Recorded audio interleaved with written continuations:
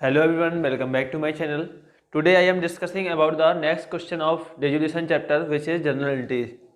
अब आपको इस चैप्टर से सीखना क्या है वो है मोस्ट इम्पॉर्टेंट जो आपकी जनरलिटीज़ है। इस चैप्टर की मोस्टली आपको न्यूमेरिकल तो आता ही आता है, लेकिन न्यूमेरिकल के चांसेस आपको 40% होते हैं, 60% चांसेस होते हैं कि रियलाइजेशन की जनरलिटीज़ आपसे डिस्कस करने के लिए बोलता है क्वेश्चन में। तो आपको सीखना है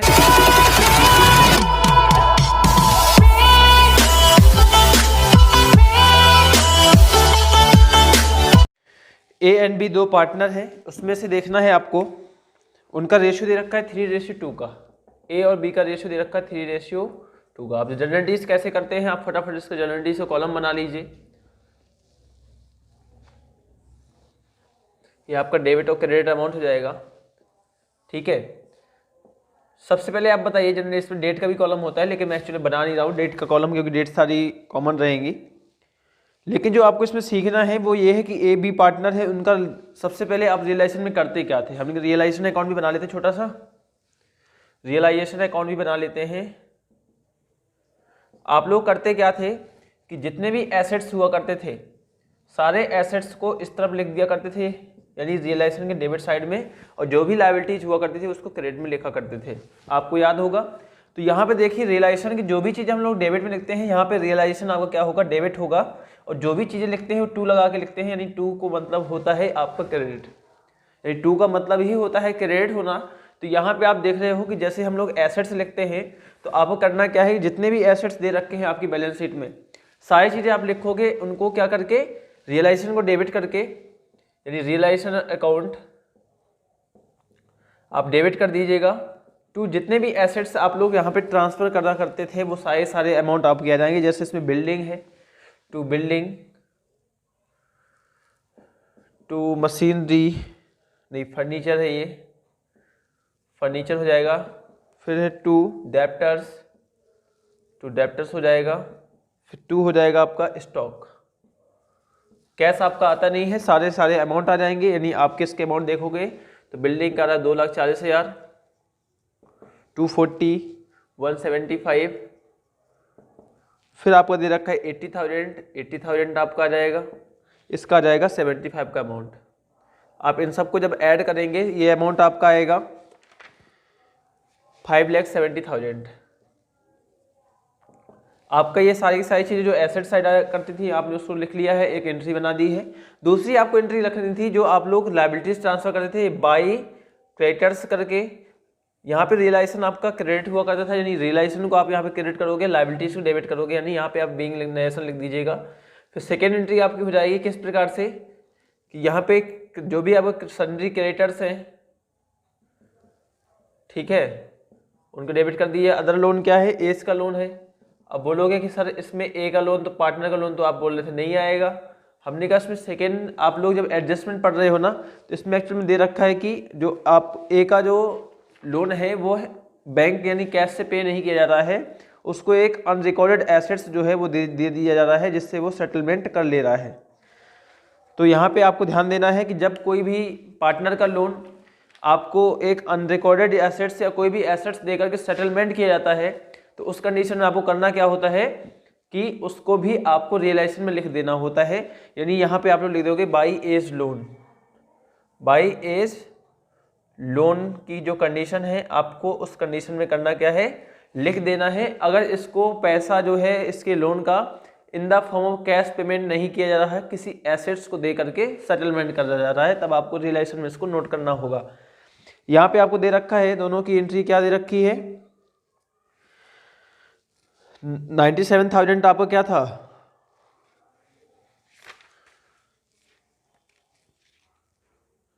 $97,000 क्रेडिटर्स दे रखे हैं, ठीक है। और आपको जो लोन दे रखा है वो दे रखा है 20,000। तो आप दोनों को लिख दीजिए और रियलाइजेशन में क्या डाल दोगे, टू रियलाइजेशन, दोनों का सम लिख दीजिए इसमें 1,17,000। अब यहाँ तक तो था आपका क्वेश्चन जो आपके बैलेंस शीट में 2 इंटर नॉर्मल से आ जाती है। फिर आपको एक एक एडजस्टमेंट का बात समझते जाना है। Building was taken over by creditors at as their full and final payment. अब देखो यहाँ से क्रेडिटर्स आपके पे ऑफ हो जाएंगे, वहाँ से बिल्डिंग इसकी कोई एंट्री आपकी नहीं आने वाली। आप इस चीज़ को समझ लीजिए, जो आपको पहला क्वेश्चन है पहले ही पॉइंट दे रखा है, इसकी कोई एंट्री नहीं आएगी। सेकेंड आपको पॉइंट दे रखा है कि A accepted unrecorded assets of 25,000 full settlement of his loan. हमने ऑलरेडी इसको इसी सेकेंड पॉइंट को देख कर दिया है। थर्ड पॉइंट कह रहा है furniture was taken over by B for cash payment at 5% less than the book value.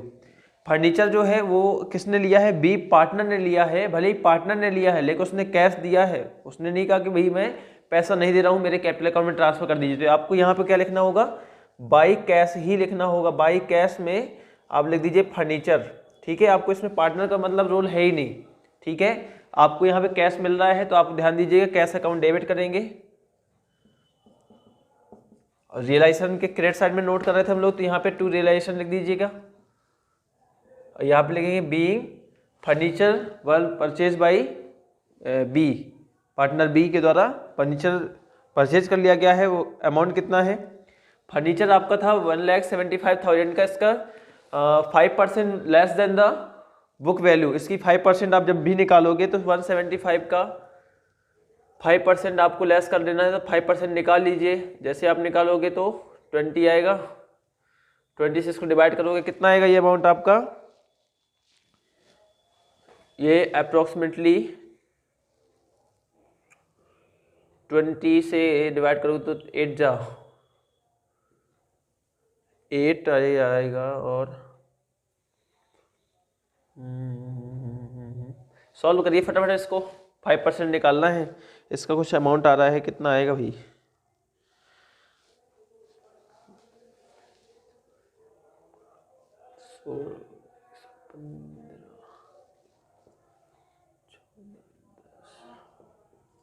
ये आएगा 8,750। इसको आप क्या करोगे? 175 में से लेस कर देंगे ताकि उसकी वैल्यू निकल जाए, ठीक है। जैसे आप इसको निकालोगे तो आपका अमाउंट आ जाएगा 166,250। यानी आपका जो फर्नीचर सेल किया गया है वो 66,250 पे सेल किया गया है, ठीक है। तो आपका ये भी अमाउंट आ जाएगा। फिर आपकी नेक्स्ट इंटरनल एंट्रीज क्या होगी? फिर उसमें बताता जो आपको एडजस्टमेंट कहता है। फोर्थ एंट्री है डेब्टर्स वर कलेक्टेड बाय ए डेब्ट collecting agency at a cost of 5,000। यानी आपको जो भी डेब्टर्स हैं वो एक डेब्ट कलेक्टिंग एजेंसी को आपने दे दिया है। आपने कहा है कि 5,000 रुपये आप लोग रख लीजिएगा, बाकी हमें 75,000 चाहिए। जैसे सोचिए 80,000 का अमाउंट है, आपको कितना मिलने वाला है? आपको मिलेगा 75,000। तो इसका मतलब है आप तो अपनी एंट्री करिए, बाकी कलेक्टिंग एजेंसी वो अपना जानेगी। हमें कैश कितना मिलेगा? Cash account debit to realisation, इसमें भी करोगे आप लोग, ठीक है। 75,000 इसमें एक एंट्री आ जाएगी। यानी जब जब आपको पैसा मिलता है तो आप वहाँ पे कैश डेबिट कर देते हो। और इस चीज़ को अब जब पैसा रिसीव होता था तो यहाँ पे बाई कैश तो डेब्टर्स लिखा था, तो डेब्टर्स यानी रियलाइजेशन किस तरफ लिखा हमने? क्रेडिट में लिखा, तो यहाँ पे रियलाइजेशन अकाउंट हमारा क्रेडिट हो जाएगा। फिर आपका फिफ्थ पॉइंट दे रखा है स्टॉक रियलाइज 70,500 के स्टॉक भी रियलाइज हो तो कैश अकाउंट ये भी डेबिट हो जाएगा टू रियलाइजेशन। कितने का है ये आपका? ये 70,500 आप लोग यहाँ पे भी लिख दीजिए, आपका स्टॉक भी रियलाइज हो गया है।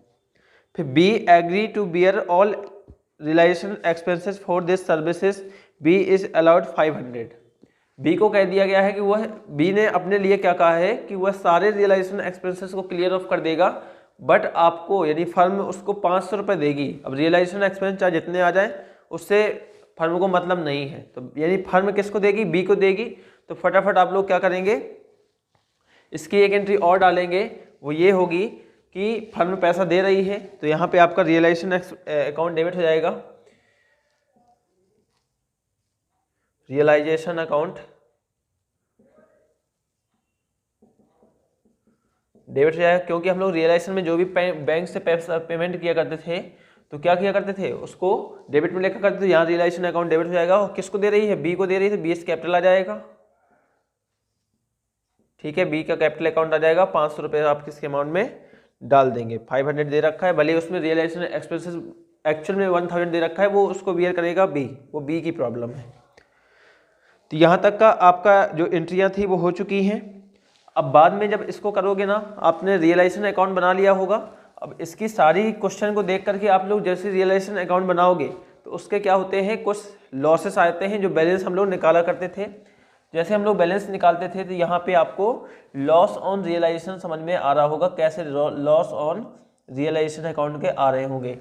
सपोज इसमें जो बैलेंस आ रहा था इस क्वेश्चन का, वो आ रहा था आपका एक्चुअल में 1,41,750 आ रहा था, ये आपका लॉसेस था। अब लॉसेस किस तरफ आता है, रियलाइजेशन के क्रेडिट साइड में आता है। अब यहाँ पे पार्टनर्स को बंटना है, यानी पार्टनर्स इस लॉस को बियर करेंगे, यानी ए बी को रेशियो बांटेंगे। किस रेशियो में, 3 और 2 के रेशियो बांटेंगे। और जैसे ही आप 141,750 को 3:2 के रेशियो बांटोगे, यानी ये लॉसेस क्या करेंगे, 85,050 आ जाएगा। इसको निकालने हैं ना 3:2 के रेशियो, इसको डिवाइड करोगे, सबको निकालना आता होगा तो इसको डिवाइड कर लेंगे, बहुत आसान हो जाएगा ये। तो 56,750 आ जाएगा आपका। ठीक है, ये आपका अमाउंट निकल आ जाएगा, 750 रहेगा, 700 आएगा ये। ठीक है, इतना आप कर लोगे तो इसकी भी एक एंट्री पड़ जाएगी। यानी ये दो पार्टनर के क्या करेंगे हम लोग, लॉस को जो है क्या डालेंगे, उनके कैपिटल अकाउंट में डालेंगे, कैपिटल अकाउंट में डेबिट साइड डालेंगे। तो यहाँ पे जब भी पार्टनर किसी लॉस को बियर करता है, यानी उसके कैपिटल अकाउंट को कम होना होता है। जब पार्टनर का कैपिटल अकाउंट कम होगा तो वह क्या करेगा, ए एंड बी को डेबिट किया जाएगा, ए कैपिटल को और बीस कैपिटल को भी, दोनों को कैपिटल अकाउंट को डेबिट कर दिया जाएगा। ठीक है, कितने अमाउंट से डेबिट किया जाएगा, जितना जितना लोगों ने लॉस बियर किया है। 85 किसने किया था, ए ने किया था, और बी ने किया था 56,700, जो कि आपका रिलेशन में टू रियलाइजेशन आप लोग लिख दोगे, वो आ जाएगा 141,750। तो यह थी आपकी जनरल ट्री, जो कि रिजोल्यूशन चैप्टर में रियलाइजेशन अकाउंट का जो भी एंट्रियाँ बनती हैं वो कुछ इसी प्रकार से होती हैं। और देखते हैं आपका जो नेक्स्ट क्वेश्चन है वो होगा, जब आपका प्रीवियस ईयर की यानी बैलेंस शीट आपकी बनी हुई नहीं होती है, यानी balance sheet are not given in this question. So देखते हैं उसको किस प्रकार से आप लोग सॉल्व करते हैं। आपको क्वेश्चन जल्दी शो हो रहा होगा, साइड पे देख लीजिएगा। मैं इसको ज़्यादा इरेज करता हूँ।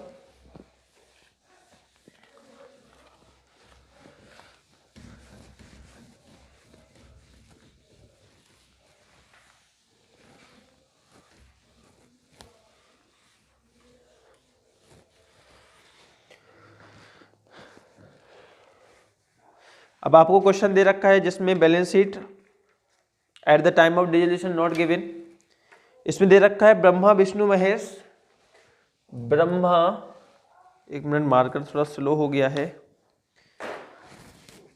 ब्रह्मा विष्णु महेश तीनों पार्टनर हैं। तीनों का जो रेशियो दे रखा है 3:3:4 का रेशियो दे रखा है। अब इस रेशियो के अकॉर्डिंग क्या कह रहा है कि at the date of dissolution the creditors amounted. अब देखो हमें एक छोटी सी बैलेंस शीट बना लेनी है जो कि आपको दे नहीं रखी है। हम बैलेंस शीट बना लेते हैं। जो भी आपके क्रेडिटर्स होते हैं आपकी लायबिलिटी साइड लिखेंगे। ये आपका लायबिलिटी साइड होता है, ये अमाउंट हो जाएगा। ये एसेट्स होते हैं, ये अमाउंट हो जाएगा। ठीक है, क्रेडिटर्स आपको दे रखे हैं on the date of dissolution, वो दे रखा है 16,000 के। तो आप 16,000 यहाँ पे सीधे क्रेडिटर्स लिख दो। फिर क्या दे रखा है, and in the course of dissolution a contingent liability of 2,650 not brought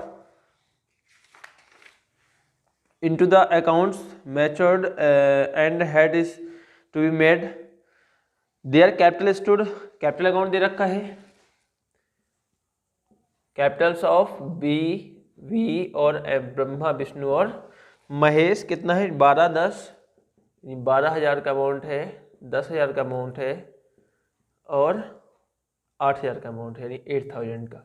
तो हमारी यहाँ पे लायबिलिटी साइड लगभग क्या हो गई है, क्लियर हो गई है। फिर आपको इसमें दे रखा है Vishnu has lent to the firm in additional to capital, यानी ब्रह्मा ने नहीं विष्णु ने क्या किया है, एक एडिशनल कैपिटल दिया है, यानी विष्णु यानी वीज लोन अकाउंट भी इसका हो जाएगा कितना 14,000 का अमाउंट दे रखा है इसमें। ये आपका क्या था, सारी क्या थी आपकी अमाउंट थी जो कि दे रखी है, आपको एसेट्स भी दे रखा है, एसेट्स दे रखा है, इसमें रियलाइज दे रखा है, आपको वैसे नहीं दे रखा। तो हमने फटाफट हम क्या कर देंगे, बैलेंस कर लेंगे। 12 8 20 10 30 हो जाता है, ठीक है। यानी आप इसको बैलेंस करोगे तो आपको एसेट्स कितने आ जाएंगे, एसेट्स आ जाएंगे जितने की आपकी लाइबिलिटी साइड होगी, क्योंकि एसेट्स लाइबिलिटीज इक्वल होते हैं आपस में। तो हो जाएगा 60,000 का। बैलेंस करिए, आपकी जो बैलेंस आ जाएगी वो आ जाएगी 60,000 के एसेट्स, बैलेंसिंग फिगर से आई, ठीक है। अब आपके इस क्वेश्चन के लिए कह रहा है कि आपको रियलाइजेशन अकाउंट में प्रिपेयर करना है। अब हम चलते हैं रियलाइजेशन अकाउंट प्रिपेयर करने के लिए। रियलाइजेशन अकाउंट प्रिपेयर करते ही हम लोग सबसे पहले बनाते हैं अकाउंट, उसका क्या होता है, रियलाइजेशन अकाउंट, ठीक है। जितने भी एसेट्स होते हैं सारे आप इस तरफ रिकॉर्ड कर दोगे। इसमें तो एक ही एसेट्स है जो कि बैलेंसिंग फिगर है 60,000 की, हमने लिख दिया। जो भी क्रेडिटर्स हैं आप लोग इसमें लिख दीजिए, क्रेडिटर्स 16,000। देखते हैं क्या 20 लोन के लिए कुछ दे रखा है क्या, वरना दे नहीं रखा होगा तो हम लोग इसको उसके कैपिटल अकाउंट में लिखेंगे, यहाँ पे रियलाइजेशन अकाउंट में नहीं लिखेंगे। इसमें जो है कुछ भी नहीं दे रखा, बस डायरेक्ट इसने यही बोल रखा है कि prepare realisation account and partners capital also show the cash account. इसमें कोई भी एसेट्स उसको नहीं दिया गया है। इसका मतलब है कि हम जो 20 का लोन पे करेंगे वो आउटसाइड द रियलाइजेशन अकाउंट करेंगे, नहीं बाहर से करेंगे, नहीं कैश डायरेक्ट दे देंगे, इसमें उसका कोई रोल नहीं रहने वाला। फिर तुम्हें कह रहा है कि इसमें जो है आपके जो एसेट्स रियलाइज हो रहे हैं वो सारे के सारे किस प्रकार से हो रहे हैं, एसेट्स आपके रियलाइज हो रहे हैं वो हो रहे हैं 40,150 के। तो यहाँ पे लिखेंगे बाई कैश, यहाँ पे लिखोगे एसेट्स रियलाइज, ठीक है। कितने का हो रहा है, 40,000, 40,150 रुपये के। इतना कर दिया। आपकी लाइबिलिटीज़ भी पे ऑफ करनी है, तो यहाँ पे टू कैश करके लाइबिलिटीज़ पे करोगे, कितना 16,000 का ये कर दोगे। आपको एक एडिशनल लाइबिलिटीज़ भी जो अनरिकॉर्डेड थी वो भी क्रिएट हो रही थी, वो कितनी थी 2,650। यहाँ लिखोगे टू कंटीजेंट लाइबिलिटी, यानी एक ऐसी लाइबिलिटी जो अचानक से क्रिएट हो गई है लेकिन हमें चुकाना पड़ेगा, जब हमें मालूम चल जाएगा तो चुकाना तो पड़ेगा ना। आप इसको लिख लीजिए 2,650 का अमाउंट। अब इन दोनों का ऐड करो 18,650 आ जाएगा। ये सारी चीज़ें आपको जो पेमेंट करनी थी, कोई रियलाइजेशन एक्सपीरियंस इसमें दे नहीं रखा है। आपका क्वेश्चन लगभग कंप्लीट हो चुका है। बैलेंस कर लीजिए। जो पार्टनर्स का कैपिटल में लॉस आ रहा है कि प्रॉफिट आ रहा है, आपको यहाँ से निकल जाएगा, यानी 16 और यहाँ पे आ रहा है 78,650। यहाँ पे भी इसको अमाउंट लिख दीजिए, ठीक है 650। बैलेंस करोगे इसका अमाउंट आएगा 22,500 जो कि लॉस है बाई लॉस ऑन रियलाइजेशन। अब ये ब्रह्मा विष्णु और महेश तीनों में लॉस क्या है, केक कटेगा सब में बटेगा। बांट दो भैया, रेशियो तो 334 का, इसको बांटोगे 6750, इसका जाएगा 9,000। तो ये था आपका क्या, रियलाइजेशन अकाउंट। अब फटाफट आप लोग इसका क्या बनाएंगे, एक कैपिटल अकाउंट भी बना दीजिएगा। अब कैपिटल अकाउंट किस प्रकार से बनाते हो, आप सबको इस चीज़ को सीखना है। कैपिटल अकाउंट में क्या है, यह क्वेश्चन में खास ये था कि आपको सिर्फ बैलेंस शीट बनी हुई नहीं दे रखी थी। आप ब्रह्मा विष्णु महेश का जैसे आप लोग कैपिटल अकाउंट बनाओगे ना, तो इसमें कुछ है नहीं वैसे कैपिटल अकाउंट में भी। सबसे पहले आप बाई बैलेंस बीडी देखते हैं। बाई बैलेंस बीडी यानी आपको लायबिलिटी साइड में दे रखा था, क्या हमने बनाई थी बैलेंस शीट 12, 10 और 8, 12, 10 और 8,000। फिर आपको चलना है इसमें, और क्या दे रखा है, हमें लॉस हुआ था, लॉसेस यहाँ पे लिख दीजिए to realisation account, to realisation account कितना है 6,750, 6,750, 9,000 ये हो जाएगा। इसके बाद आपको देखना है इसमें और क्या दे रखा है, सारी चीज़ें कोई आपको यहाँ पे रियलाइजेशन में कोई पार्टनर का नाम तो नहीं दे रखा है, यहाँ भी नहीं दे रखा है, सारी चीज़ें हो गई। वैसे रियलाइजेशन में आपको करना लास्ट में इतना ही होता है कि आप बैलेंस बीडी लिखिए, इसका लॉस ट्रांसफर करिए, यहाँ पे कोई पार्टनर आते हैं, जितने ही पार्टनर जिस पार्टनर का अमाउंट है उसको इस तरफ लिख दीजिए, जो यहाँ पे दे रखा होता है उसको डेबिट साइड में रख दीजिए पार्टनर्स कैपिटल के, और उसको बैलेंस कर देना है। यहाँ पे वह अमाउंट आ जाएगा जो आपको फाइनली पेमेंट किया जाना होता है पार्टनर को, या पार्टनर की जो भी अगर डिफिशियंसी होती है तो पार्टनर भी पे करता है फर्म को। तो यहाँ पे आप देखिए इसको बैलेंस करने पे आपको क्या अमाउंट मिलता है। फटाफट अब इसको जब जैसे ही आप बैलेंस करते हो तो आपका जो अमाउंट आएगा वो आएगा 12,000, 10,000 और इस तरफ का 9,000 आएगा। ठीक है, 9 को इस तरफ भी लिख दो। इसका आपकी डेफिशिएंसी देखने को मिल रही थी, 1,000 इस तरफ आ जाएगा, बाकी लोगों का 12 है तो 12 लिख दीजिए, इसका 10,000 लिख दीजिए। ठीक है, बैलेंस करोगे तो इसका आएगा 5,250, इसका आएगा 3,250 और इसका ऑलरेडी आ चुका था। यहाँ पे लिखोगे टू बैंक अकाउंट या टू कैश, यहाँ लिखोगे बाई कैश, ये आएगा बैलेंसिंग फिगर से, ये भी आएगा बैलेंसिंग फिगर से। इसका मतलब है कि यो ए यानी ब्रह्मा, विष्णु और महेश, ब्रह्मा विष्णु और महेश, जो ब्रह्मा है विष्णु है उनको इतना अमाउंट मिलने वाला है, और जो यहाँ पे आपका महेश है वो 1,000 रुपीज़ क्या करेगा लेकर के, यानी फर्म को लेकर के देगा, यानी फर्म को ला करके देगा। और यहाँ पे फर्म जो है बी और वी को यानी ब्रह्मा और विष्णु को पेमेंट करेगी, यानी डिफिशियंसी एम के में हुई है, एम का पैसा कम पड़ रहा है जब उसका डिल्यूशन ऑफ द फर्म हो रहा है, एम को देना पड़ेगा। फिर आप इसका क्या करोगे, कैश अकाउंट या बैंक अकाउंट भी बैलेंस करना होना चाहिए, यानी आपको वो भी आना चाहिए। हम लोग फटाफट देखते हैं कैश अकाउंट और बैंक अकाउंट कैसे बैलेंस होगा। आपको सारी चीज़ें उसमें नहीं देखनी, क्वेश्चन मैं हटा रहा हूँ। आप यहाँ पे लिखिए फटाफट कैश और बैंक का अकाउंट, यहाँ पे to balance BD. Balance BD आपको कैश का दे रखा था क्या, अब यहाँ पे एसेट्स दे रखा है, मुझे लगता था कि कैश का कोई बैलेंस होगा, तो आप लोगों को करना क्या है कि एसेट्स यानी कैश आपका बैलेंस दे नहीं रखा तो आप यहाँ पे इसको खाली छोड़ सकते हो। फिर आपको करना क्या है कि आपने पेमेंट रिसीव कहाँ किया है, हमने पेमेंट हमें ये रिसीव हुआ 40,150 का, तो यहाँ लिखोगे टू रियलाइजेशन अकाउंट 40,150 का ये अमाउंट रिसीव हुआ है। और आपको और कहाँ रिसीव हुआ है, हमने कहा हमें रिसीव यहाँ हुआ था एम यानी महेश के कैपिटल अकाउंट से, तो टू महेश कैपिटल अकाउंट कितना रिसीव हुआ है, 1,000 का अमाउंट रिसीव हुआ है, 1,000 लिख दीजिए। अब आपने पेमेंट किसको किसको किया है, हमने कहा हमने पेमेंट किया था एक लायबिलिटीज़ को, यहाँ पे टू क्रेडिटर्स जो भी थे आपके, ठीक है, और यहाँ पे बाई रियलाइजेशन में लिखोगे रियलाइजेशन अकाउंट, ठीक है। दोनों का अमाउंट कितना था, 18,650 था, हमने इन दोनों को एक साथ ही लिख दिया है क्योंकि दोनों में क्या था, हम लोग कैश पेमेंट कर रहे थे, ठीक है। तो यहाँ पे भी इसको ब्रैकेट लिख करके यहाँ पे कैश लिख सकते थे हम लोग, 18,650 आ जाएगा, यहाँ पे 18,650 का अमाउंट हमने पे किया है। और किसी को पे किया है, और किसी को पे किया है, बोले सर बी को किया था, और वी को यानी ब्रह्मा विष्णु दोनों किया था, तो बाई 20 कैपिटल यानी Brahma capital by Vishnu capital, कितना अमाउंट है 5,250 यानी 5,250, और 3,250 का अमाउंट आपको देना है। अब आप जैसे ही इसको देखोगे, और कोई बैलेंस तो नहीं आ रहा, कोई